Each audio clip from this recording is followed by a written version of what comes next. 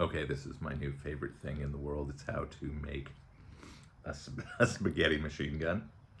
You need a piece of macaroni that you could get in a little Kraft macaroni and cheese, and you need a piece of thin spaghetti. And you just load your machine gun.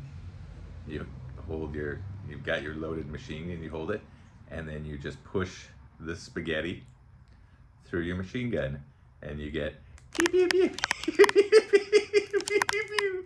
You get a little machine gun. You get a spaghetti machine gun. Pew, look at it. You just push your spaghetti through. There you go. You just pew pew pew pew pew. Reload my spaghetti machine gun. I love it. Here we go. We got. Here it goes. Beep, beep, beep, beep, beep. Oh, that's awesome. All right. Here we go. Here, I'm going to shoot it right at you. Beep, beep, beep, beep, beep. Beep, spaghetti machine gun.